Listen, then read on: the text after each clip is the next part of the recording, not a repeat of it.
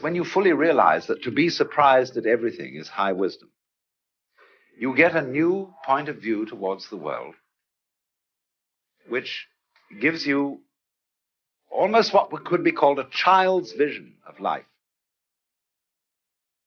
To a child, the world is entirely new, and therefore all of it is extraordinary.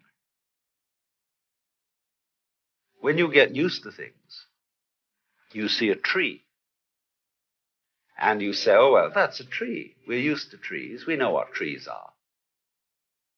But if you can go back to your childhood and remember how it was when you first looked at a tree, and you saw the earth itself reaching up into the sky, extending itself in many branches and waving all these little flags at heaven.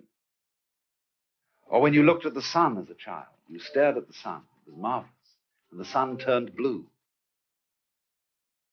So there is a most extraordinary passage. It is one thing to describe an interview with a gorgon or a griffin, a creature who does not exist.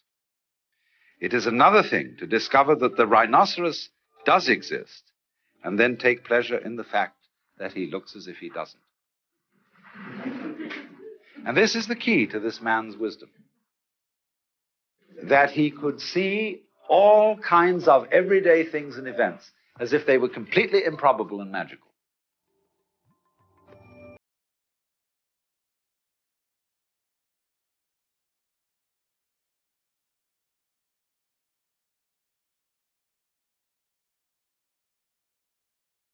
Welcome to the Alan Watts podcast, Being in the Way, and I'm your host, Mark Watts. And today we're going to pull another talk from the early radio series out of the archives. This is a delightful one. It's a tribute to G.K. Chesterton, and it's about an author that influenced him greatly as a young man and really helped shape his worldview, as he explains. It's an early live recording, one of the few made in the field during this period, a time when he was primarily in the radio booth. And it's a delightful exploration of one of his favorite literary figures. Today's podcast was produced in conjunction with the Ram Dass Be Here Now podcast network. Our theme music is by Zakir Hussain, courtesy of Moment Records. And in a moment, we'll hear Alan Watts in the talk, Tribute to G.K. Chesterton. I want you to have in mind an enormously fat man wearing a black cloak and a rather large, wide-brimmed hat, with pince-nez secured to his nose and prevented from destruction by a large, black, long ribbon fastened round his neck, who speaks, as fat men do, with a certain luxurious voice, rather like Charles Laughton, only with a slightly grieved tone in everything he says, what I would call a humorously grieved tone. And this is G.K. Chesterton, a person whom I discover has had an enormous influence on my life. Because when I was a late adolescent, and when I was for a while a priest in the Episcopal Church, I read this man's works very carefully. And I have, by osmosis, imbibed an enormous amount of wisdom from him. Funny thing is, not so much in terms of specific ideas as in basic attitude to life. Because this is a man who, above all virtues, had, I think, what is one of the very greatest virtues, which we don't usually find catalogued in lists of virtues. He had a sense of wonder.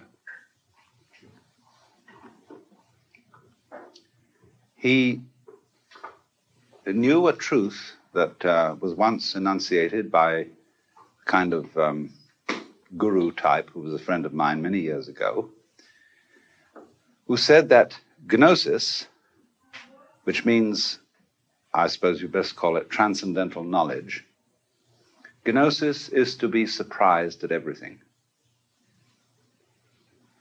Because you see, if you carry out technology to its final fulfillment,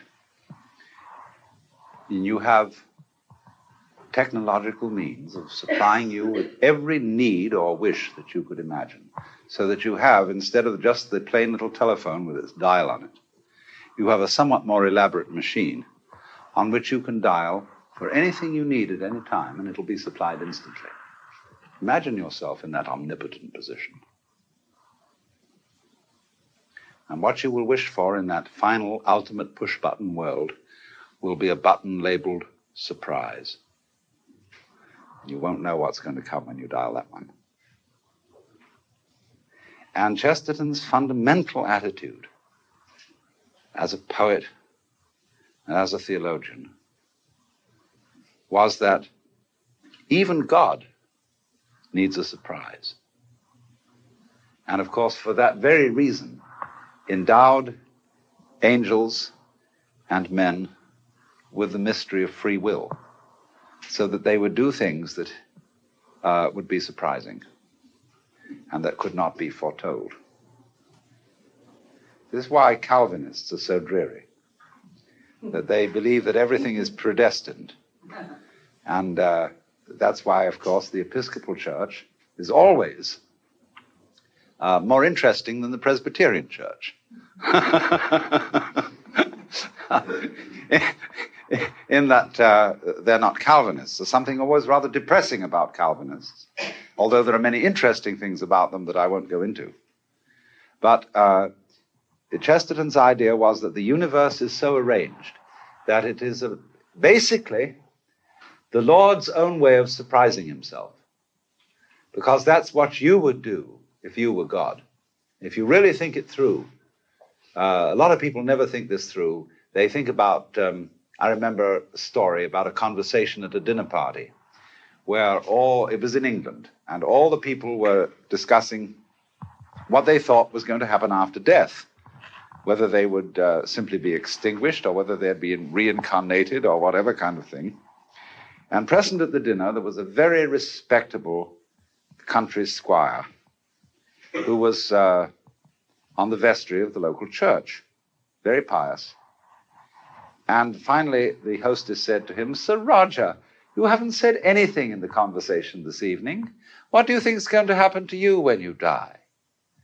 He said, "I'm perfectly sure that I shall go to heaven and enjoy everlasting bliss, but I wish you wouldn't raise such a depressing subject."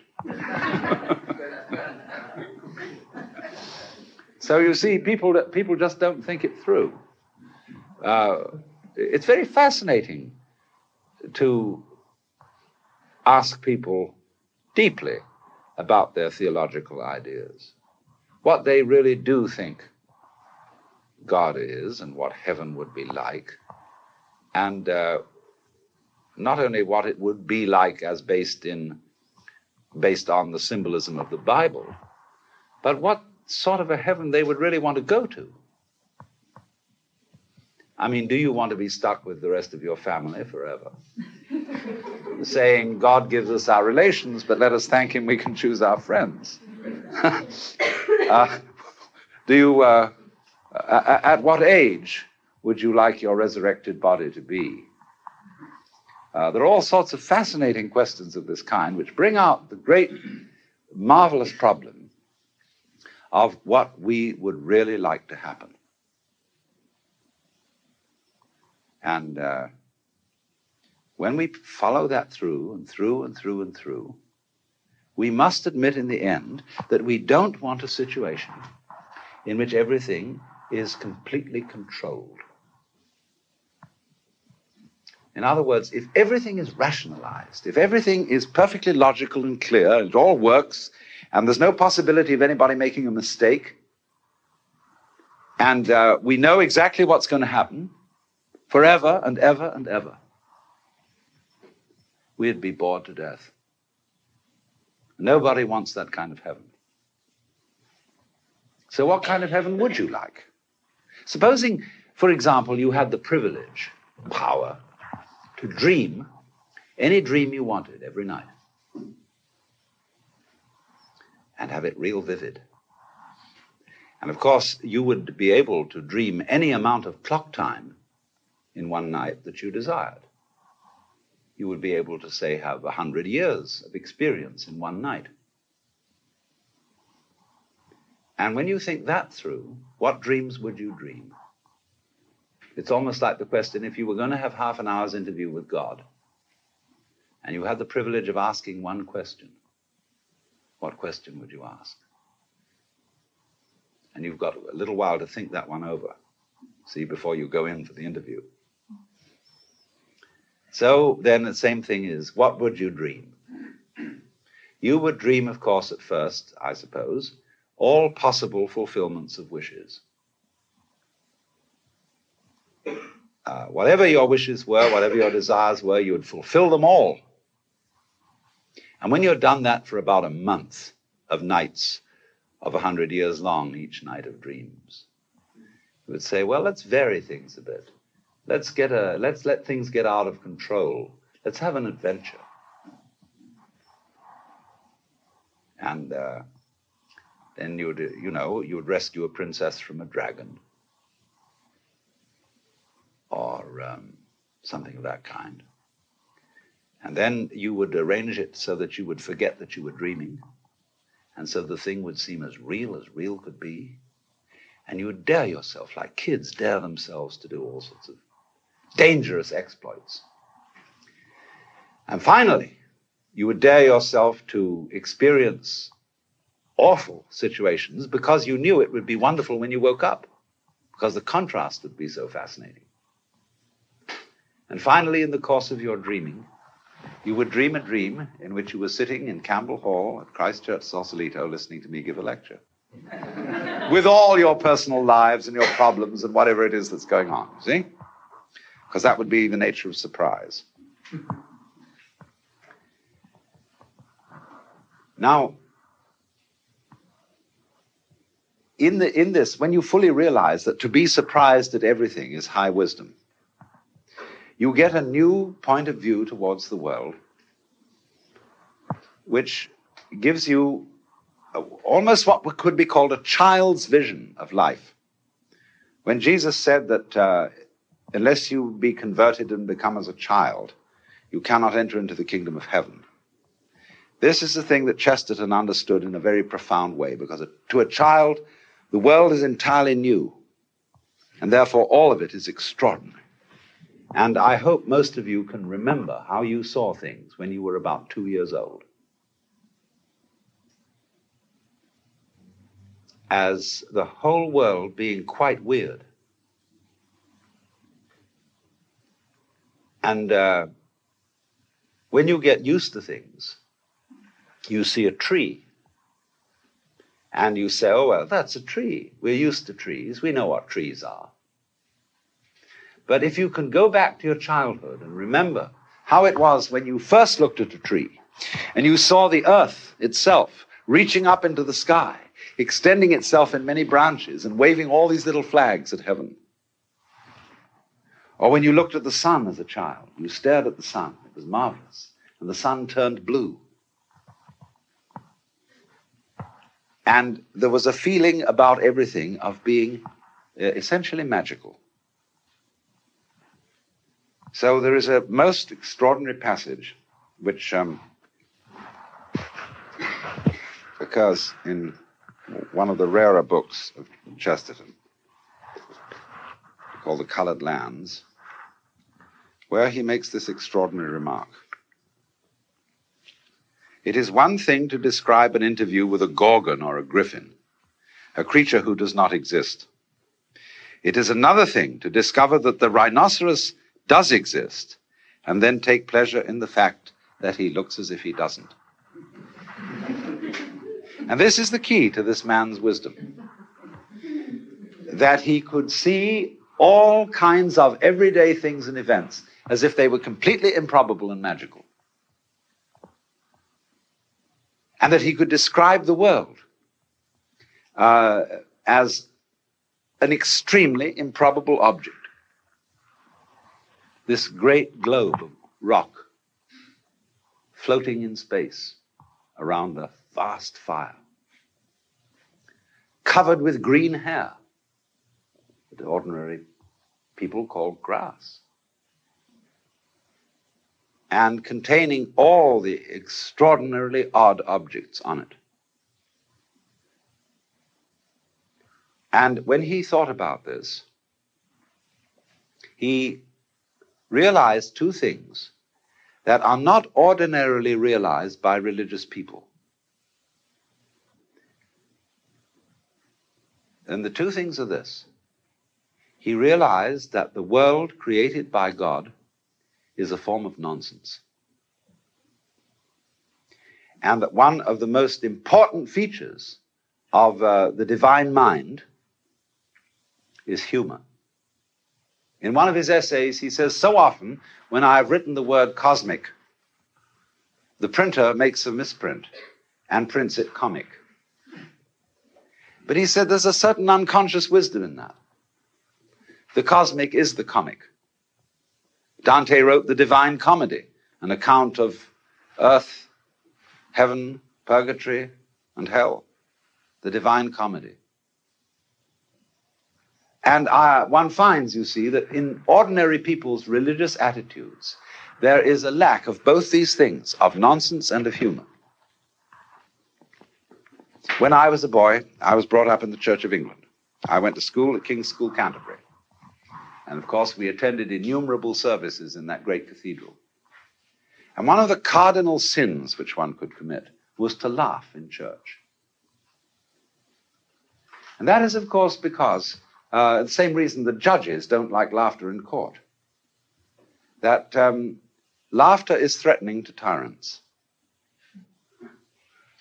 And if you conceive God in the image of a tyrant, a monarch who rules by violence, whatever kind of violence it may be, military violence, moral violence, any kind of violence, all tyrants are afraid, and they sit in courtrooms with their backs to the wall, surrounded on either side by their guards. And everybody who comes in, of course, has to fall flat on their faces, because in that position it's more difficult to attack. And so when a Marine sergeant on parade salutes the flag, he has a very serious expression in his eyes. And that's not a time for laughter. And therefore, we have associated the word solemn, as when we celebrate in the Catholic Church solemn high mass. Solemn means serious. And one of the great things, one of the fundamental insights that is underlying all Chesterton's work is that the attitude of heaven is not serious. There's a famous passage in his book Orthodoxy where he says, things like stones are subject to gravity. They are heavy, they are grave, they are serious. But in all things spiritual there is lightness, and therefore a kind of frivolity. The angels fly because they take themselves lightly. And if that must be true of the angels, how much more true of the Lord of the angels? I have said in my funny way that there are four fundamental philosophical questions that human beings have argued about as far back as we can remember. The first question is, who started it? The second question is, are we going to make it? The third question is, where are we going to put it? And the fourth question is, who's going to clean up? But all those things suggest a fifth question, which is it serious? Like when someone is sick and says to the doctor, is it serious? Are you serious? But he would say, that's quite the wrong question to ask. Not, are you serious? Because that would mean, are you grave? Are you heavy? Are you ponderous? Are you solemn? And in all these senses, he would equate that with a kind of lack of spirituality. And it's much better to ask people not, are you serious, but are you sincere? In other words, are you with it? As we say in more current American slang. So from his view, the world is fundamentally not serious. It is sincere. And beyond that, to go on to the higher mystery of his insight, the world is basically nonsense. Now, what do we mean by that? In the book of Job, which is the most profound book in the Bible, so far as I'm concerned, there is raised the problem of the sufferings experienced by those who are just and righteous. And Chesterton has written a great deal on the book of Job, and without quoting him directly, I'm going to summarize what I've learned from him about this book, because this is really very important about this whole theme. The prelude to the book of Job is in heaven. And a conversation ensues between God and one of the angels called Satan, otherwise known as Samael. The word El on the end of a name of an angel like Gabriel, Raphael, Uriel, and so on, means divine being, angel, attendant of the court of heaven. And the role of Satan in the Old Testament is different from the role of Satan in Christianity. The role of Satan in the Old Testament is he's the district attorney of heaven. He's the prosecutor. And as you will see in a court today, it is arranged that the prosecution is always on the left of the judge, and the defense is on the right. So at the left hand of God, a situation which is not mentioned in the creed, there is, of course, the prosecutor. At the right hand of God, for he sitteth at the right hand of the Father, is our only mediator and advocate, Jesus Christ, because he's the counsel for the defense. And he happens to be the boss's son, which puts him in a rather strong position. Because in the course of time, when you read reports of cases in court, and you get very familiar with court procedures, you always start having sympathy with the accused. And therefore, antipathy towards the prosecution. Because the prosecution is always putting people down, always saying nasty things about people.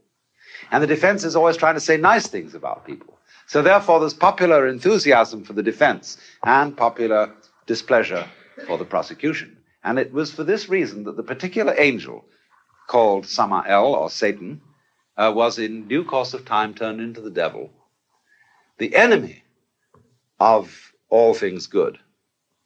Whereas actually the devil in the book of Job is a loyal servant of the court of heaven. It's just his job to do the prosecution. So he proposes that God try Job.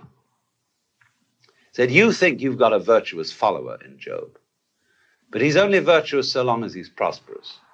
You see what happens when you visit him with suffering, and then see if he's loyal to you. So God does exactly that. And he visits Job with all these plagues. And then the three friends of Job sit around, and they try to rationalize why all this is happening. They say, in effect, you must have committed some sort of secret sin. Otherwise, you wouldn't be suffering. This is the reasoning of the book of Deuteronomy. That if you obey the law of God, you will prosper. And the Hebrews were eternally puzzled as to why this didn't work out. So the book of Job highlights this question. And all the advisors of Job, the three men who have this discussion with him while he's covered with sores and sitting around in some wretched pad with all his property lost and his family in trouble and so on. And he cannot see any sense in their arguments.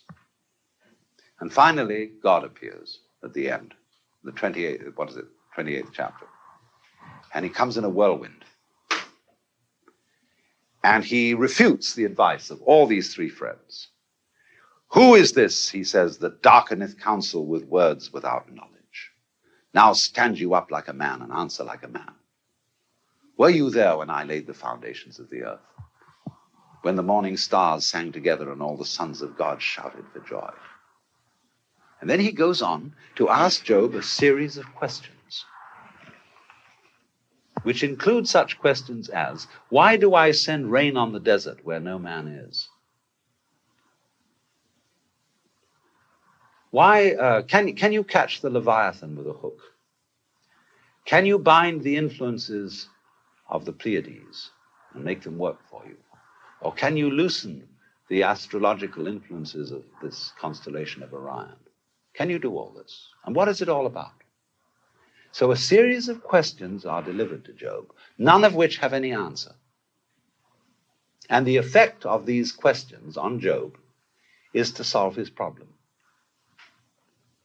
And ordinary interpreters of the book of Job always say that this isn't really the answer. They say the book of Job raises the question and doesn't answer the question. It does answer the question. It answers the question by asking questions, all of which seem to reflect that in some curious way, the universe doesn't make sense. Why do you send rain on the desert where no man is? Now, what about that? See, our trouble is that where we really get into difficulty in life is that we expect everything to make sense. And then we get disappointed. We expect, for example, that time is going to solve our problems. That there's going to come a day in the future when we will be finally satisfied. And so things make sense, we say, of something. It is sensible, it is satisfactory, it is good, because we feel it has a future. It's going to get somewhere, and we're going to arrive. Our whole education is programmed with the idea that there is a good time coming when we are going to arrive. We're going to be there. When you're a child, you see, you're not here yet. You're treated as a merely probationary human being. And they get you involved in the system where you go up step by step through the various grades. When you get out of college, you go up step by step through the various grades of business or your profession or whatever it is, always with the thought that the thing is ahead of you. See? It's going to make sense. And perhaps the universe doesn't work that way at all. Maybe instead of that, this world is like music, where the goal of music is certainly not in the future. You don't play a symphony in order to reach the end of the symphony, because then the best orchestra would be the one that played the fastest. You don't dance in order to arrive at a particular place on the floor. And so Chesterton's view of the world is an essentially musical view, a dancing view of the world, in which the object of the creation is not some far-off divine event, which is the goal, but the object of the creation is the kind of musicality of it, the very nonsense of it, as it unfolds. And so,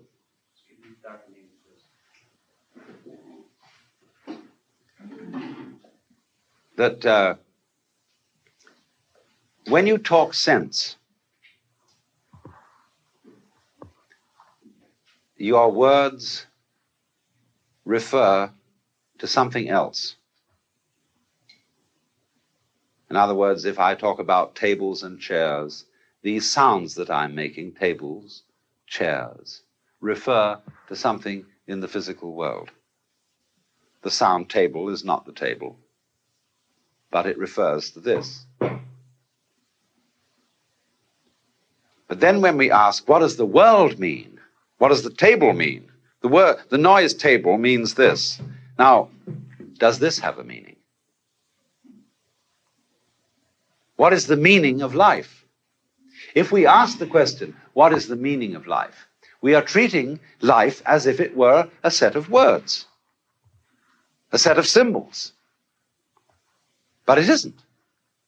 The real great insight is that these things don't have any meaning. Now, in ordinary way of talking in the West, we would say that's terrible. Something that has no meaning is awful. A meaningless life, you see, that we say about the most dreadful kind of life.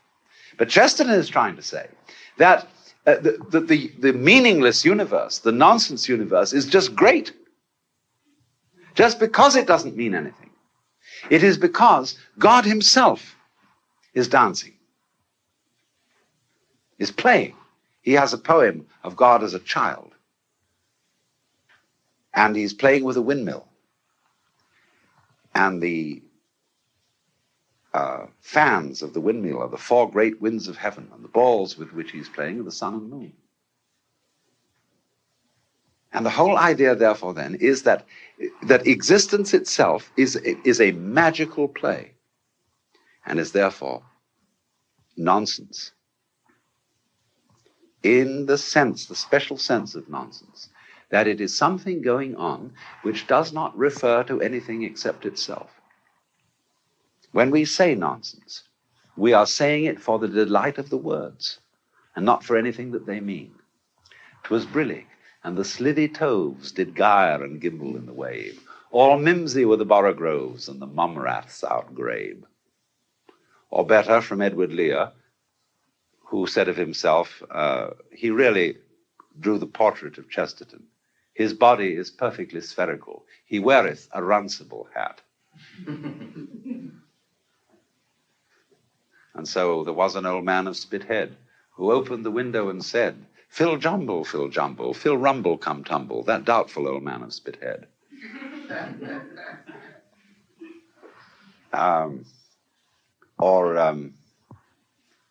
Plough skin, pelican, G. We think no bird so happy as we. Plough skin, pelican, Jill. We think so then, and we thought so still. You see? Now, he says that in this kind of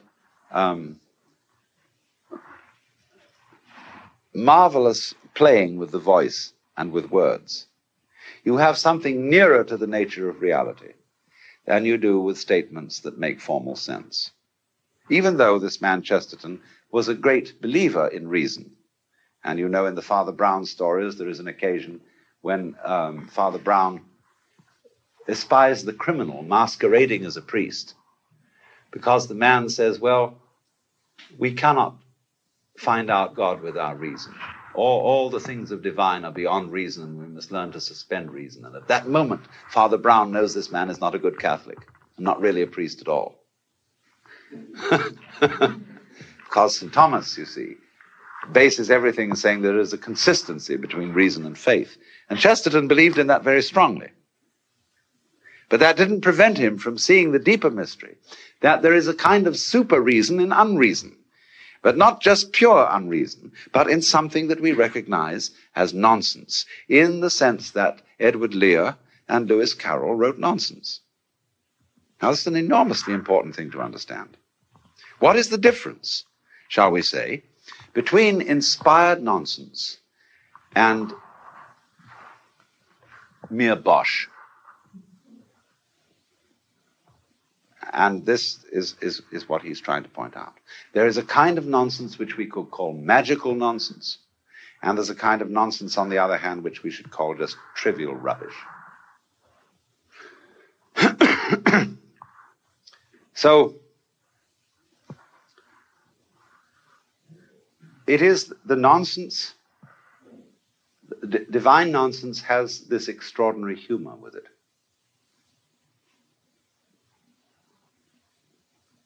Which he tries to evoke in saying that it is a great thing to look at a rhinoceros or a hippopotamus, creatures who do exist, and look as if they don't. A poem in which he brings this out is called The Fish. Dark the sea was, but I saw him, one great head with goggle eyes, like a diabolic cherub, flying in those fallen skies. I have heard the horse deniers. I have known the wordy wars. I have seen a man by shouting seek to orphan all the stars. I have seen a fool, half-fashioned, borrow from the heavens a tongue, so to curse them more at leisure. And I trod him not as dung, for I saw that finny goblin hidden in the abyss untrod, and I knew there can be laughter on the secret face of God. Blow the trumpets, crown the sages, bring the age by reason fed. He that sitteth in the heavens, he shall laugh, the prophet said. So he sees in a goldfish, those kind of Disney goldfishes which have all sorts of tails and fins and complications with their big goggle eyes. What on earth are they doing? You ever thought about that? What is this going on? I mean, does it have a purpose? Goldfish, they eat and they absorb things in, they make more goldfish, and they go on making goldfish and more goldfish, and we don't even eat them. Maybe something does that we finally eat. But fundamentally, what's the point of a goldfish? A goldfish is a solemn thing which keeps on going round, And it keeps on going round and round and round and round and round. It lives beneath the water, but is very seldom drowned, which is because it keeps on going round and round and round.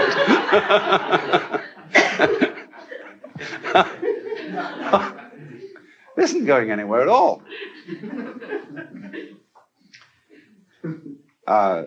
It's just going as children like to go.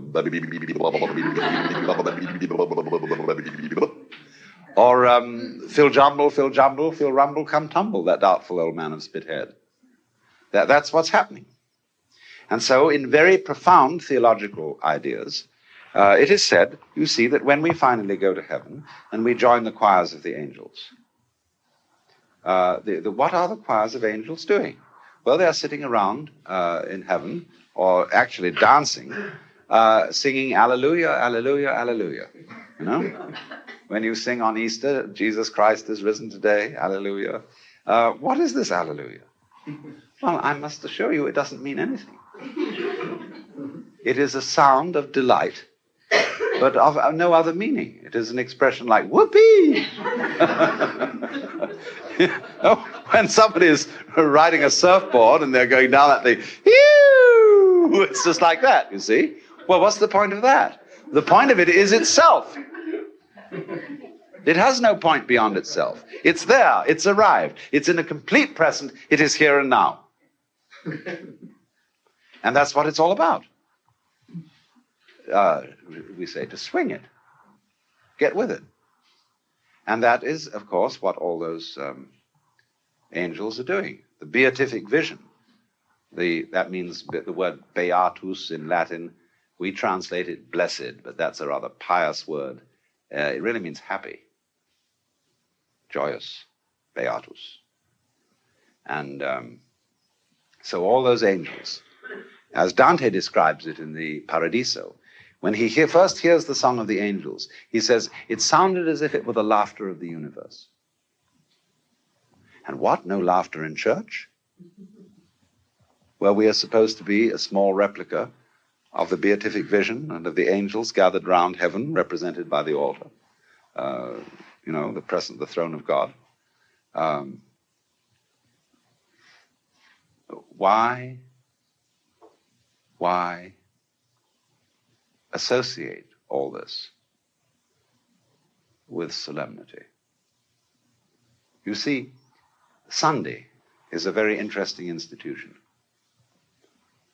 It's a kind of modification of the Jewish idea that after the 6 days of creation, when God was working, he took a day off. Holy day. That was, as it were, the culmination of the 6 days of work. In Christianity, of course, the Sunday is the first day of the week, and not the seventh day, the Sabbath.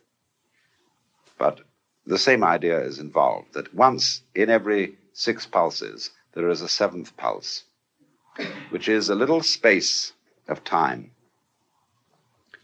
to take off. Now, 6 days of your life, say you're working and you're being responsible and you're earning a living and you're being serious. If you do that all the time, you're going to go quite mad. You're going to be like a bridge, a steel bridge, which is so rigid that it has no swing in it, and therefore it will fall apart in a storm. For in order to be sane, every human being must allow himself a little time in life to be insane, to let go, to stop trying to control everything, to stop trying to be God, and just go in whatever way you want, see? So when you go to church on Sunday, that's what you're supposed to do. You're supposed to take off from all this thing of laying it on. But what we've made the mistake when we go to church on Sunday, present company accepted, but most preachers lay it on. So they say, this is what you ought to do. That's what you ought to do. You haven't been conducting this right, and so on and so on. And nobody gets a vacation.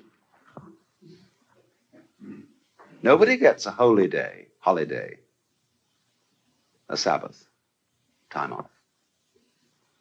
So when you go, the whole idea of church is that this is the place where we can get back to the fundamental sanity of nonsense and sing Alleluia with the angels around the center of the universe, which is actually manifesting these stars, these galaxies. For what? It's a firework display. It's a celebration. You say, today there will be at 11 o'clock on Sunday or whatever other time it is, a celebration of the Holy Communion. Do you celebrate?